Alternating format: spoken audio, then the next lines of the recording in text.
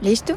Aunque tu acompañante sea un poco raro, aunque debata todas las tramas, sea cariñoso o duro de pelar, que veáis venir el final y os lo hagáis entender con una mirada, o encuentre filosofía en todo, discutáis sobre el clima, o veas algo que ella no. También puedes intimar, compartir, o levantarte a bailar si hace falta en alguna secuencia. No te asustes, él siempre está pendiente, aunque no lo parezca.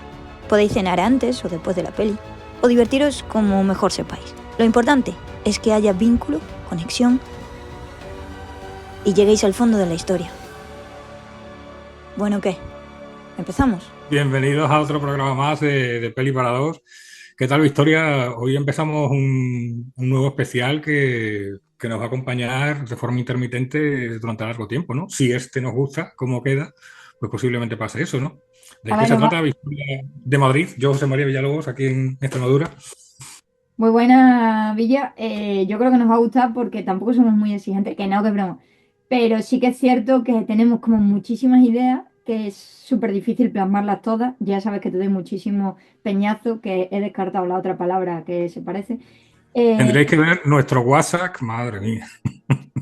Entonces, creo que todo lo que sea innovar, que pensemos que no esté tan hecho de cara a todos los programas, podcasts, etc. que hay, yo creo que siempre es una buena solución porque hay un montón de gente, entre los cuales me encuentro yo, que dices, oye, que veo, qué tal, no sé qué, y muchas veces te pones cosas de fondo.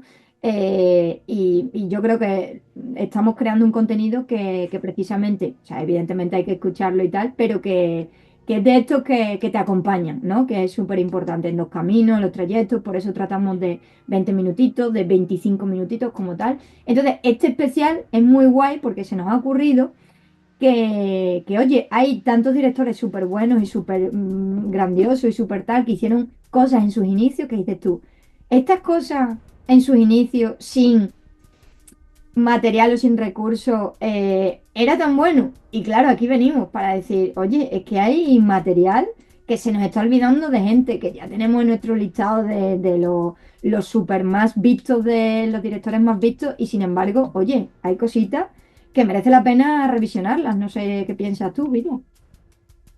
Pues sí, además que muchos de ellos que saldrán durante esa larga lista que nos hemos hecho así a bote pronto, hay algunos de nuestros directores favoritos y ya apuntaban maneras y bueno, en el caso de, por ejemplo, vamos a hablar de una peli de culto y por un lado y de otra peli súper colorida, que además es curioso porque el programa de hoy son dos películas absolutamente distintas, contrarias y que son el yin y el yang, el día y la noche. Va a ser curioso el contraste. Como tú y, yo, y como yo, Villa. Así que, súper guay. Lo guay es que los contrastes se encuentren, ¿no? Y lleguen ahí a materializarse.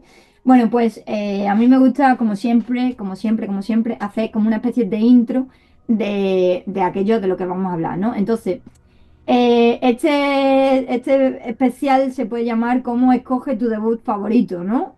Algo así, no sé cómo lo titularemos al final, pero algo así. Entonces yo he pensado en un montón de debuts de gente muy guay que en realidad no vamos a hablar de ello, o por lo menos de momento, o por lo menos en este programa, porque nunca se sabe, porque muchas veces dices, oye, este lo hemos pasado así lo hemos nombrado así de pasada y tiene su cosilla. Entonces yo voy a nombrar unos cuantos y Villa, tú ya sabes, me cortas en el momento en el que consideres para decir, oye, espera, de este hay que decir que tal y que no sé cuánto, ¿no? Bueno, por ejemplo, empezamos con Nolan, Christopher Nolan, que es el dios del artificio, digo, el dios de muchas cosas. Empezamos bien. Yo a mí me flipa, o sea, es un peliculón que a mí me flipa, o sea, y que puedo ver, incluso Insomnio me gusta muchísimo. Pero no olvidemos que su primera película fue The Following, que es un En peliculón blanco y negro, en blanco y negro era. en blanco y negro, como también otro amigo nuestro, bueno, Following the Nolan la podemos encontrar en Prime. Y después tenemos otra grandiosa, también en blanco y negro, de Darren Aronofsky, que es Pi. Pif en el caos, que además tenemos un especial de ese programita que podemos, en nuestro anterior programa de la familia palomitera, que incluso lo podemos dejar el enlace por aquí abajo, que también es muy, muy, muy recomendable porque están muy guay esas pelis. O sea, son las pelis donde se ve, como ya decíamos antes, el talento que tiene el director sin recursos. Y después ya, bueno, que eso de sin recursos también hay que, pero bueno, tal. Bueno, de Scorsese En el 67 tenemos ¿Quién llama a mi puerta? Malas calles. Malas calles no era la ¿Quién primera llama a de mi puerta? Es Scorsese. anterior a Malas calles. Malas calles es un pelín después, pero bueno, tú sabes, este es el típico que no llega a gran sitio, este largometraje, y después Malas calles como se puede como establecer como algo más sólido, ¿no?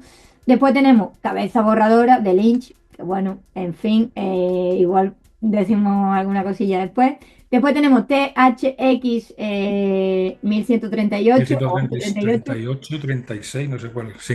38, que es de George Lucas, que también la podemos encontrar en Filming. Sí, Sangre hizo un corto de fin de carrera con ese título y luego ya con Pasta, producida por Coppola.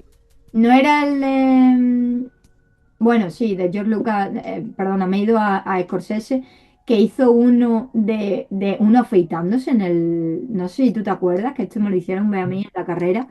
Creo que era Scorsese, que hizo un corto de un tío afeitándose en un espejo y no veía nunca el final. Bueno, en fin, ya hablaremos si a alguien le interesa sobre eso.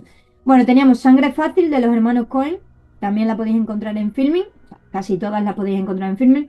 La Virgen Suicida de Sofía Coppola, un besito para ella porque me flipa la película. Catherine Bigelow, que recordamos, antigua mujer de George Lucas que empezó en el montaje, No, de Jake Cameron. de James Cameron, perdón, tengo ahí un eso, de Cameron, que empezó en el montaje, en Terminator, tal, no sé qué, y se fue por su lado, que es, esta mujer es absolutamente impresionante en cómo define las cosas. Siempre he tenido, tío, esa dislexia entre Cameron y Lucas, o sea, sabiendo quiénes son cada uno, pero a la hora de nombrarlo, no diferenciándolo. Bueno, de Bigelow tenemos The Loveless, Los viajeros de la noche o Acero Azul, y ya la siguiente es, le llaman Body, que esa ya es ultra conocida, pero estas tres, que también empieza a definir Los viajeros de la noche y tal, el mundo de los vampiros, tal, no sé qué, a mí me gustan muchísimo. Además, la tía tiene una destreza para grabar las escenas de acción que es... Tiene una fuerza tremenda. Y has nombrado tres que igual utilizo eso para hacer trampa en alguno de los programas, sobre en vez de la primera coger la segunda, porque total, todavía no explota. Ya Sí, veré qué pero, hago, ¿no? o sea, al final no todo el mundo puede hacer de trabajo de fin de carrera la lista de Schindler como cierta persona, que ahora mismo no te sé decir quién es, ¿no? Pero sí que es cierto que hay películas que tú grabas a lo mejor en final de carrera, que bueno, sí, son películas, pero no se pueden interpretar como tal porque no sé, no llevas a todos o no le das de alta, por ejemplo, que es una de las cosas que dicen, ¿no? Que para hacer una película tienes que darle a todos de alta, en fin. Este tipo de cosas que al final en tu segunda película, que técnicamente es la primera, pero, ¿sabes? Un poco, le pasa, por ejemplo, a Todd Hopper con La Matanza de Texas, que técnicamente no es su primera película, pero que casi que sí, ¿no? Podemos decir. Bueno, seguimos con Tarantino hasta la saciedad está dicho ya, Reservoir 2, por supuesto, después de un corto. Nadie va a decir que es una copia de otra película japonesa, porque no nos hace falta. Pero bueno, seguimos con Vigalondo, Cronocrímenes. Cuidado aquí, que Empezar Vigalondo, empezar por aquí, vamos. Vigalondo, es que me encanta Vigalondo. Pero bueno, podemos hacer un día, te propongo un especial sobre él. Después me voy a Mike Nichols, quien teme a Virginia Woolf, o sea, peliculón en filming. San Yo siempre he dicho que ese es el cine gore de verdad, el de Virginia Woolf, donde se destroza a todo el mundo, no con de picadillo y forma, vísceras, pero en plan anímico, psicológico, es un destrozo lo que hay en esa peli, es tremenda, me encanta. Vamos. esa película es como la tumba de las luciérnagas. No puedes estar tú en un buen día para verla porque si quieres Sí, sí, captar todo lo que hay, cuidadito. Después, sí. diciendo tú justo lo del splatter, lo del gore, aunque de forma metafórica, aquí la tenemos de forma literal y física con Sam Raimi y su posesión infernal, que por favor yo necesito hacer un programa de esta trilogía que se le va la cabeza muy bien ida cada vez más y es absolutamente Sí, sí, apasionante. sí. Y en el rodaje de San Raimi, de Posesión Infernal, ya estaban por ahí los hermanos Cohen ayudando y tal, del que también hemos hablado ya con lo de Sangre Fácil, ¿no? Sí, no sé si fue el montador, uno de los Cohen que... Estuvieron ahí liados entre guión, entre ayudar, coleguitas. Vale, con Top Hopper, como decía, La Matanza del Texas es de 74, pero en el 69 hizo uno que se llama Egg Else, que es como cáscaras de huevo, ¿vale? Que también tal, pero bueno, la suya es La Matanza de Texas, que fue un día en plena Navidad, fue por un centro comercial y dijo, ¿y si de repente me pusiera yo a golpear el escaparate y me llevara a la sierra mecánica que estaba allí? ¿Qué se armaría? Bueno, pues se armó La Matanza de Texas, que por cierto, aquí también abre otro melón, si fuera poco, porque esto parece una frutería, de familias psicóticas en el cine, que esto creo que le interesaría a muchísima gente y tengo ya hecho los deberes, así que bueno, ahí lo Una dejamos. lista de familias desestructuradas. Pero es que no sabéis cómo le pongo la cabeza a Villa, ahí está el tío aguantando lo que puede. Vale, de Spike Jonze, que Spike Jonze es también uno de los grandes. Como ser John Malkovich, empezaba así, que la tenéis en filming. Qué maravilla de película, cuánta filosofía hay detrás y bueno, en fin. Vale, tenemos, Es que la carrera es de esos directores que tenían ya una carrera a nivel audiovisual en cuestión de videoclips que era impresionante. que tenemos, Entonces, que tenemos una con la protagonista de La Sustancia, Quali, Mikey Quali, no me acuerdo el nombre. Y tiene un pedazo de videoclip que sale ya para Kenzo, creo que es para la marca. Bueno, absolutamente impresionante cómo se ve aquí el talento y el ingenio de Jones.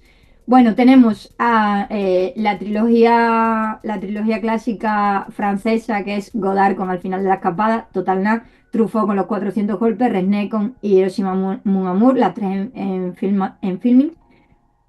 ¿Qué decimos eh, de ello? esto sería para, no sé, dedicarle un programa a cada uno.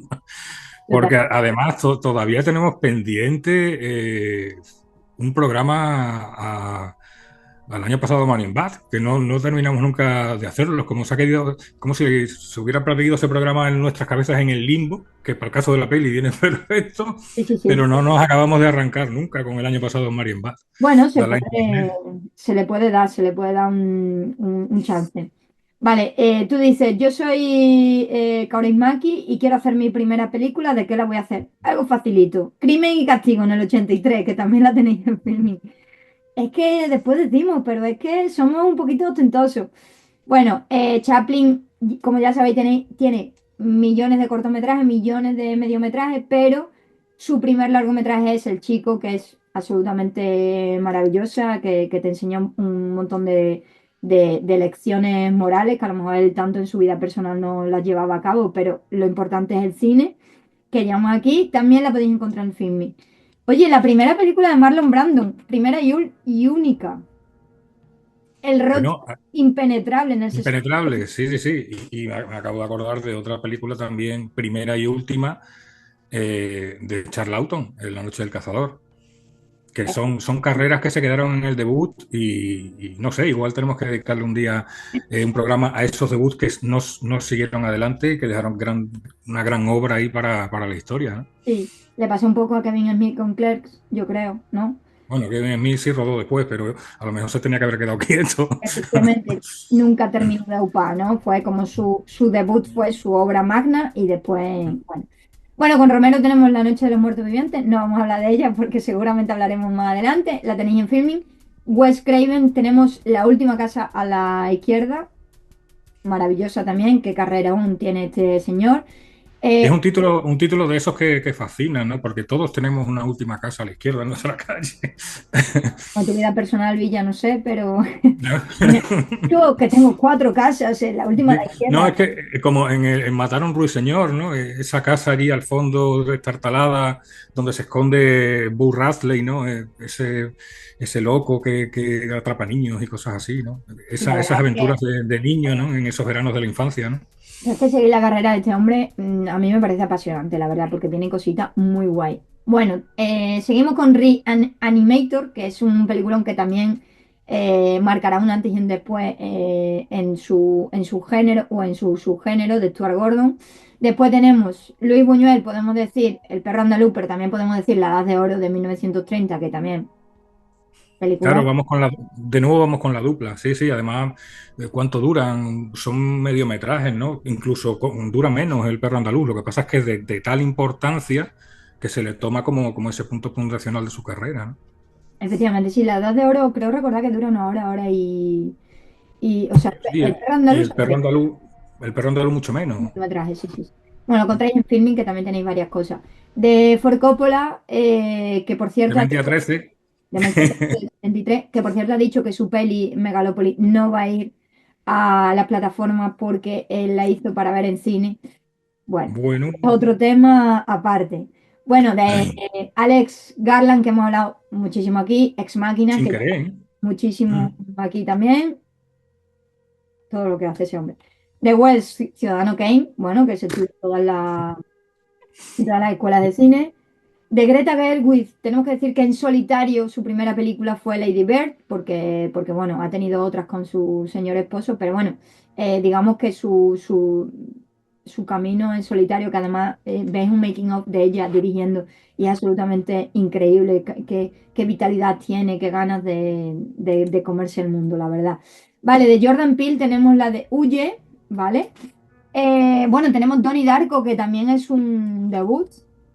Tenemos De Distrito culto. 9, que me encantaría hacer un especial de ella porque ha pasado un poco sin pena ni gloria y es un peliculón que flipa, Distrito 9, ¿vale? Que también es un debut. Primer, que hemos hablado muchas veces de este señor que se retiró, ¿no? Que dijo que tenemos la de Colors, ¿cómo se llama? Bueno, ha hecho un par de ellas. Claro, es que llegaron al cine de casualidad, digamos, ¿no? Estaba hecho por dos matemáticos, la de Primer, que luego pues se siguieron para adelante, pero no era la intención, supongo, al principio. Era hacer no se sabe cómo, la de Primer, que una película que nadie iba a entender, y rodada ahí en el garaje de su casa, ¿no? Y ha quedado también como algo increíble, ¿no? Más allá de que luego siguieran haciendo cosas, pero que se podía haber quedado ahí tal cual, ¿eh? La Tal de cual. Primer. Sí, sí, sí.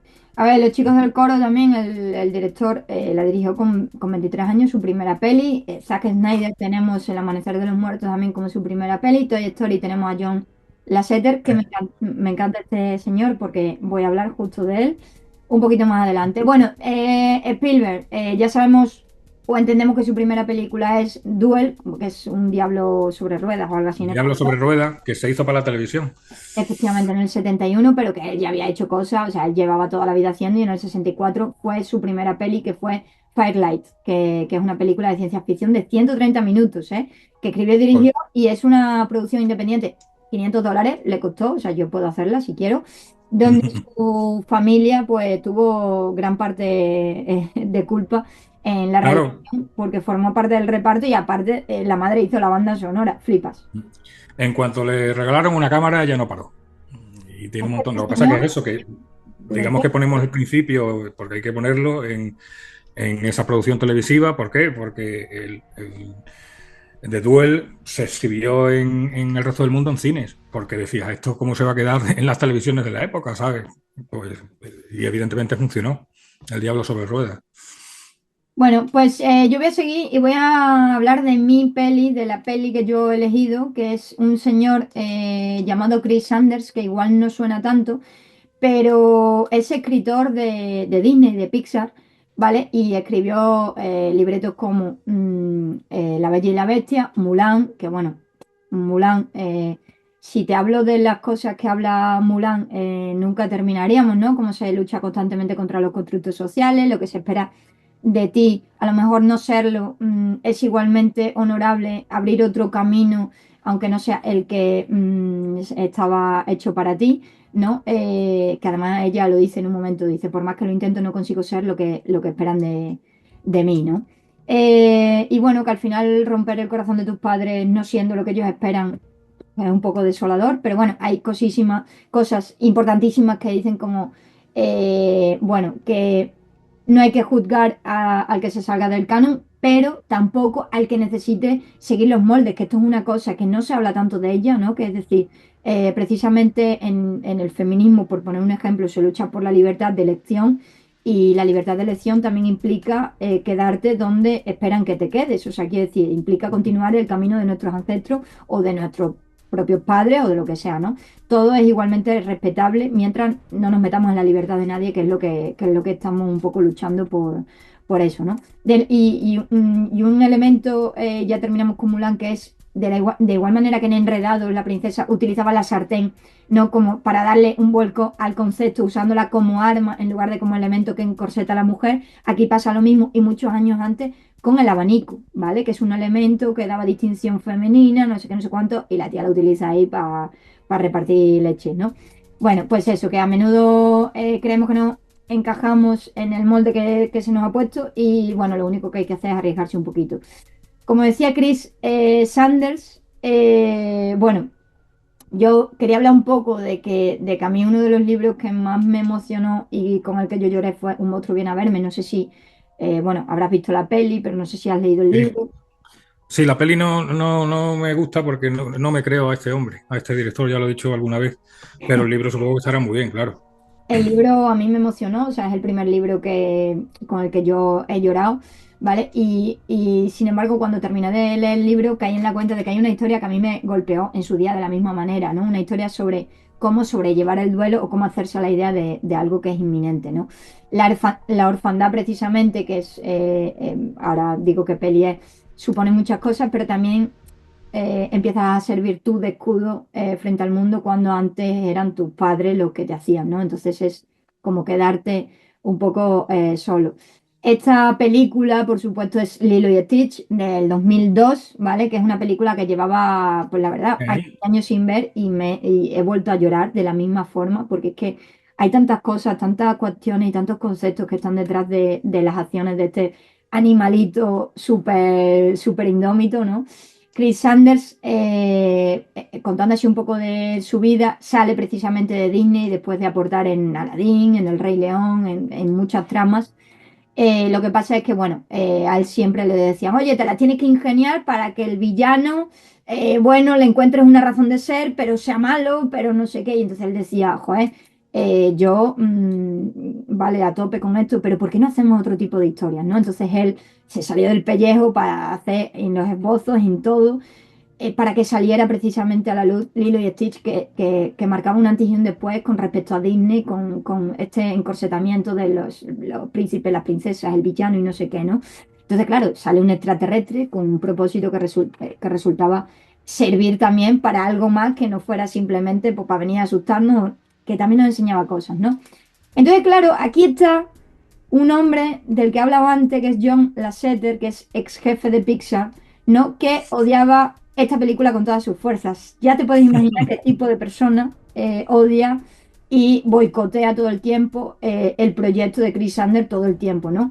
De hecho, Chris Sanders intentó sacar otra película que se llamaba American Dog, que este no le dejó en ningún momento hasta que finalmente la terminó sacando como Bolt, que te sonará, que también es de otro animal que va contra las normas y tal, y no sé qué, sin villano, sin, ¿sabes?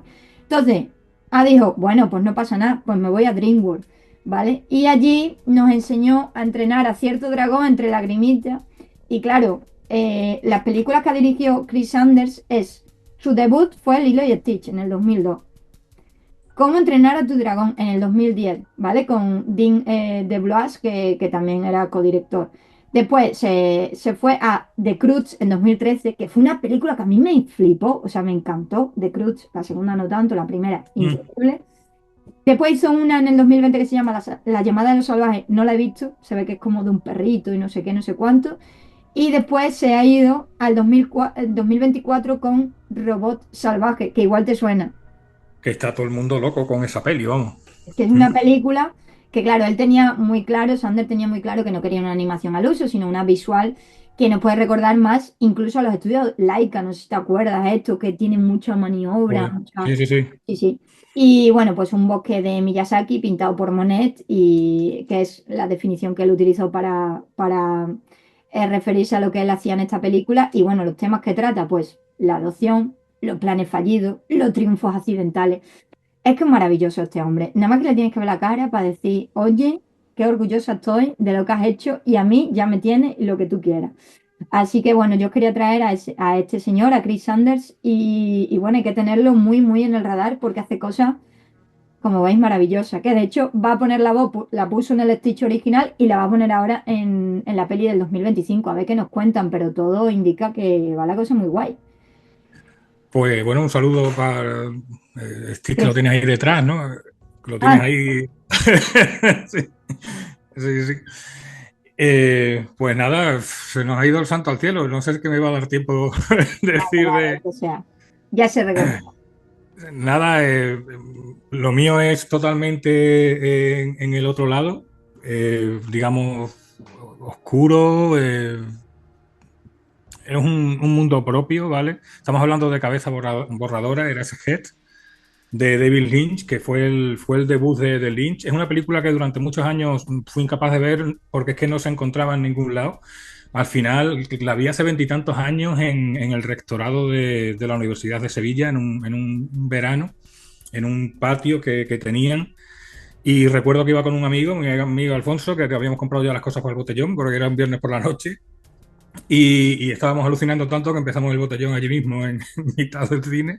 Y cuando salimos, con la cabeza totalmente volada, nos Borrar. encontramos con que había sido, sí, había sido, no sé si fue un viernes o un sábado. El caso es que salimos y nos encontramos con miles de personas que venían celebrando que el Sevilla le había ganado al Málaga en no sé qué movida. En el fútbol, no sé qué competición.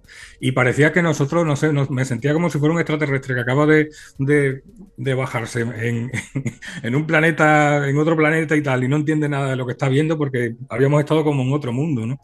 Y me pareció alucinante. Entonces es otro tío que tiene cara de buena persona, el David Lynch. Tú lo ves y dices, madre Tenía. mía, sí, sí, bueno, tristemente nos hemos quedado sin él, ¿no? Pero bueno, ya había dejado de dirigir películas después de Island Empire, dijo que iba a ser su último largometraje, luego sí, que estuvo siempre hizo cortometrajes, tanto antes de empezar a hacer películas como después, ¿no? Y es un artista multidisciplinar bueno, que es músico, escritor, pintor.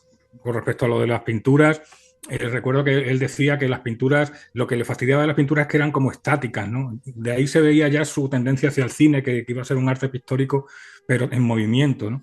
Y el tío, pues, sus cuadros los hacía con churretones, ponía filetes allí pegados en el cuadro, pájaros muertos, entonces dejaba los cuadros en el jardín, ¿no? Y los cuadros iban mutando, iban cambiando porque se iban comiendo el cuadro las hormigas que había en el jardín, ¿no? Yo me imagino ser vecino de David Lynch en aquella época diciendo, madre Porque la que nos ha tocado. no tendrías dos orejas. Sí, sí. Sí, sí. Ahí él empieza, pues bueno, en el American Film Institute, que el famoso la famosa escuela de cine, y de ahí entra en el centro de cine avanzado, porque que recibía 15 becarios al año y le dan la oportunidad porque habían visto sus cortometrajes y eran alucinantes. Y él tiene cierta decepción, ¿no? Se pasa un primer año allí, ¿no? Con ese rollo avanzadísimo del cine, donde se supone que vas a hacer lo que tengas en tu cabeza. ¿Qué pasa? Que era la cabeza de David Lynch y no estaba aquello a la altura. Se fue y cuando llegó a casa, su mujer, porque éramos jovencitos, estaba casado y iban a ser padres, no sé si habían tenido ya el hijo, le dijeron que le habían estado llamando todo el día intentando localizarlo, dice, es que lo he dejado y tal, tuvo una entrevista con ellos y de ahí salió el que podría hacer Cabeza Borradora. No sabe cuándo concibió el guión, ¿vale? Dice que posiblemente le dijeron que sí, cuando vieron un guión de 21 páginas, sabemos que normalmente las páginas del guión equivalen al minutaje de la película, pero aquello no era un guión, aquello era una especie de borrador, ¿no? Y evidentemente pues salió un largometraje. ¿Qué pasa? Que el dinero que les dieron para aquello, evidentemente no llegó. Y estuvo pues con su equipo pues 5 años rodando la película. Una locura, porque eran unos establos que tenían allí en la escuela aquella de cine, que era una especie de mansión enorme que tenía como unos establos, y allí en esos establos es donde rodaron la película. ¿Qué pasa? Que en la película se expresa un poco su terror a ser padre, porque conocemos perfectamente el pollo ese que parece un bebé, ¿no? Que se supone que es un bebé, pero parece un pollo pelado, ¿no? Precisamente algo que tendría influencia en la demo técnica y de juego que hizo Hideo Kojima con PT, que salía ese mismo bichito en un lavabo. Y se dice que eso, ¿no? Que su hija estaba por allí jugando y tal, le decía, papá, ¿puedo jugar con el niño pollo? Y le decía David Lynch, sí, pero no lo toques. Entonces, pues la niña ya de muy chica diría, me va a explotar la cabeza, ¿no? La cosa está en que durante todo ese tiempo, como, pues claro, se acababa el dinero, rodaban un Sissy Spacek, que era mujer creo que de alguno de los integrantes, le daba dinero también para sacar dinero donde pudieran, iban rodando a trompicones. se da el tema de que hubo un año y medio entre que el protagonista abre una puerta y se ve el contraplano de cómo entra en la habitación, ¿no? Porque ese dinero se agotó nada más abrir la puerta y tuvieron que esperar un montón de tiempo, ¿no? Entonces llega un momento en el que David Lynch se separa y se pone a vivir en los propios establos. Dice bueno, que había gente que sabía que estaba allí, porque aquello no podía, era ilegal que tuviera un tío viviendo allí y durmiendo además en las camas que salen en los dormitorios que salen en la película, ¿no? Había un señor que vigilaba aquello, que sabía que estaba allí, no decía nada. Una vez al año hacía un repaso de todas las salas, sabía que estaba allí y dice, bueno, yo lo veía y sabía que no lo volvería a ver hasta el año siguiente, ¿no? Él se encerraba por las noches para que nadie pudiera entrar allí y tal, ¿no? Y se puede decir que él estuvo viviendo dentro de cabeza borradora, literalmente, ¿no? Físicamente, mentalmente también supongo, pero imagínate lo que es estar dentro de una obra que no eres capaz de terminar y vivir en sus propios escenarios cuando son así tan... Y bueno, la mujer dentro del radiador, si David Lynch estaba dentro de cabeza borradora, en el radiador había una señora que, bueno, hay una versión de la canción que canta In Heaven por parte de los Pixies, que los Pixies son un grupo muy relacionado con la estética de Lynch a través del sello 4AD. Está también el EP Camel Pilgrim, que ahora mismo no lo tengo por aquí, pero pongo la foto en un momento. Y bueno, yo es una película que había visto siempre de forma de culto y mítica, como en la camiseta del grupo Bauhaus, ¿no? Que la llevaba y tal puesta, porque les pegaba también mucho, ¿no? Eh, es impresionante porque la película no pudo participar en el Festival de Cannes porque es que ni siquiera la vieron como las últimas que se iban a preseleccionar. No había nadie para verla, se quedó en un limbo. En otros festivales tampoco pudo, en unos sí, pero bueno, quien la vio terminó metiéndola en un circuito de cine medianoche que la distribuyó en una serie de salas que tenían, que ponían películas underground o de estas así raritas como Pink Flamingos de uno de sus fans, ¿no? El Waters. Y ahí es donde empieza a crearse un culto a la película, de que cada vez más pues, la gente empieza a mirarla. Se dice que David Lynch, Stanley Kubrick se la ponía al reparto del Resplandor para que consiguieran ese ambiente que quería trasladar al Resplandor, ¿no? Y siempre tan buena gente, ¿eh? Sí, sí. Y bueno, decir que se suele tildar cabeza borradora de surrealismo y tal. Lo de David Lynch no es surrealismo ni es expresionismo. Lo de David Lynch es lynchiano. Es que entonces es un viaje a la mente absolutamente única de un autor inclasificable e irrepetible. Y Fellini y Buñuel, pocos directores en la historia del cine han conseguido han conseguido que su marca sea un adjetivo o sea una forma de definir las cosas que luego otros creadores han adaptado a su manera o han tratado de conseguir por pura influencia, ¿no? El estilo lynchiano. Entonces yo creo que ya estamos sobre el límite. Se me ha quedado la cabeza borradora de las prisas Tú por las que he tenido termina que decir todo esto. como tengas que terminar. Pero sí que es cierto Pues que dice que, claro, todo lo que no se entiende se dice es surrealista. Cuando hasta el propio Buñuel hubiera renegado de ese término, ¿no? Pero bueno. sí, es curioso porque David Lynch, hay un documental que he visto, un documental, es David Lynch mirando a la cámara en blanco y negro y con fotos intercaladas que se llama Eraserhead Stories, de hora y media, donde te cuenta un montón de cosas sobre cabeza borradora. Y dice que durante todo este tiempo ni críticos ni espectadores se han acercado a la explicación, vamos, al significado que tiene cabeza borradora en su cabeza. Con lo cual, yo recuerdo, para cerrar el círculo, ¿vale? En Island Empire, creo que la presentó en Venecia, su última película, digamos. Le preguntaron qué significaba eso. Decía, no sé. ¿Sabes? No busques. Son películas sensoriales para sentir, perderte. Y me río de los vídeos que hay en YouTube diciendo final de cabeza borradora explicado, tal. Porque se están equivocando y os están engañando. Nadie lo sabía más que el propio Lynch y a lo mejor ni él. Y eso es lo bello y lo Pero precioso de esto. lo guay es que tú lances una cosa y que tenga el significado que tenga que tener para el resto de la gente que lo vea, ¿no? Al Y final, que cambie en la cabeza de cada uno. claro, las obras artísticas son eso, son en cada sujeto representa una realidad, un imaginario diferente y eso es lo guay del arte.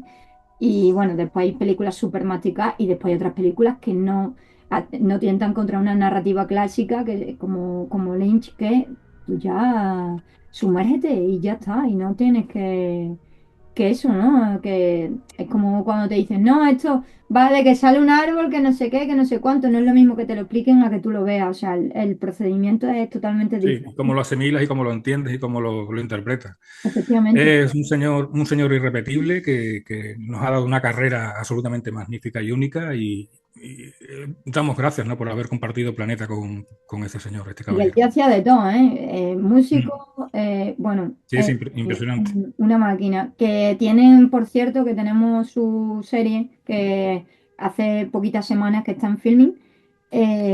Así que también hay que darle Twin Peaks. Hay que darle también si ya la has visto, volverla a ver y tal, que de hecho la última temporada, creo que es la cuarta, también cierra de una forma bastante linchana, como se diría aquí. Sí, sí. Bueno, pues ya vamos con la primera entrega de nuestro especial de debuts favoritos y espero que esto se alargue, no los programas, sino eh, no el propio programa en sí, sino el número de programas por si gusta. Y yo creo que eso, que hay que ahondar de dónde venimos para saber en qué lugar estamos. Así que yo por mí cerramos aquí y pues eso, ¿no? Que sigan. Nada, sí. Vean muchas series, muchas películas y nos vemos en la siguiente ocasión.